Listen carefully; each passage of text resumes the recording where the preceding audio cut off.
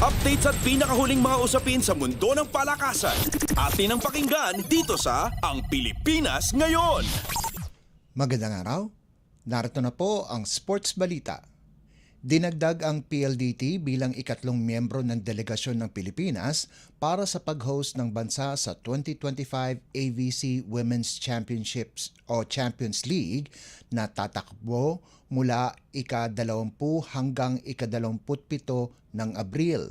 Sasamahan ng high-speed hitters ang Creamline at Petrogas na una nang inanunsyo ng Philippine National Volleyball Federation o PNVF na dalawang koponan na kasali sa liga pagkaraan ang Cool Smashers at Angels ang namuno sa elimination round ng Premier Volleyball League o PVL All-Filipino Conference.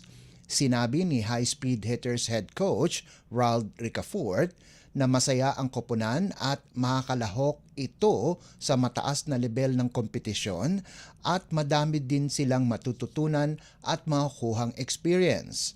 Napasama ang PLDT dahil binigay ng Asian Volleyball Confederation o AVC sa Pilipinas ang ikatlong slot dahil sa pagsilbi nitong host sa kauna-unahang kompetisyon. Sa kasalukuyan, patungo ng quarterfinals ang PLDT sa All-Filipino Conference na kinabibilangan ng mga bigating players katulad ni Kath Arado, Majoy Baron, Savi Davison, Fiola Ceballos, Erica Santos at Micah Reyes. Updates at pinakahuling mga usapin sa mundo ng palakasan. Atin ang pakinggan dito sa Ang Pilipinas Ngayon.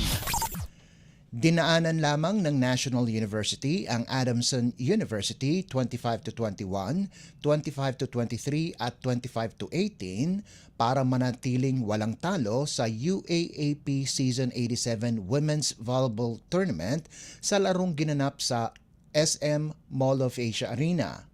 Kinuha ng Lady Bulldogs ang kanilang ikalimang sunod-sunod na straight sets victory para pagandahin ang kanilang record sa 6-0 bago ang kanilang finals rematch laban sa University of Santo Tomas itong darating na linggo. Bumagsak naman ang Lady Falcons sa 2-4. Lumiyab si Alyssa Solomon ng may team high na 22 puntos galing sa 15 attacks, 4 na blocks at 3 service aces.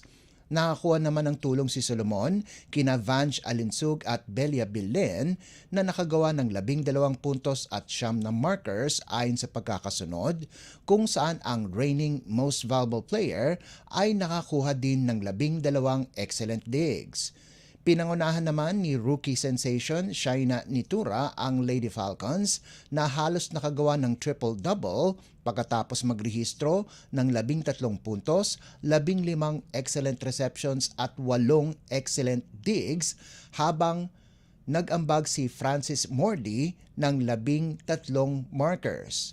Sa ikalawang laro, nalusutan ng De La Salle University ang matinding hamon mula sa Ateneo de Manila University para kunin ang 25-15, 25-14, 20-25 at 25-19 panalo. Nakapagtala si Shivana Laput ng 25 puntos para pangunahan ang Lady Spikers habang ang mga veteranong players na sina Angel Canino at Alea Malaluan ay nagambag ng 17 at 12 puntos ayon sa pagkakasunod. Updates at pinakahuling mga usapin sa mundo ng palakasan. Atin ang pakinggan dito sa Ang Pilipinas Ngayon. Nagrehistro sina Joniel De La Rama at Alwin Alforque ng double-doubles para akayin ang Colegio de San Juan de Letran kontra San Beda University 71-64 sa NCAA Season 100 Juniors Basketball Tournament na ginanap sa Phil Oil Eco Oil Center sa San Juan. Nakapagtala si De La Rama ng 20 puntos at 10 rebounds, sahog pa ang 2 assists at 2 steals, habang nakagawa si Alforque ng 12 puntos, 10 boards, 2 assists at 2 tapal para mapaganda ng Squires ang kanilang record sa 4-2. tanging sina Lawrence Bato Bangkal o Bato Bangkal, MJ Vailoses at Andre Ugadan lamang ang nakagawa ng puntos sa fourth period para sa San Beda. Sa huli, nakalikom si Ugadan ng 20 puntos, 11 boards, 3 assists at 2 steals, habang may 17 puntos si Francis Doliente. Nakalikom naman ng 10 puntos, 8 rebounds, 1 assist at 1 steal si Vailoses, kung saan bumagsak sa 3-3 ang kartada ng San Beda. Samantala, napanatili ng Mapua University na wala pa ring panalo ang Lyceum of the Philippines University, 76-58. Pinangunahan ni Rosel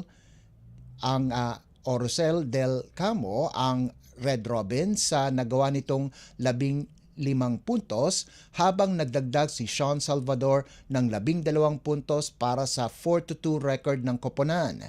Nakagawa naman ng tig 15 puntos sina Lucas Peña at Jos Poli, subalit wala pa ding panalo sa loob ng 6 na laro ang Junior Pirates.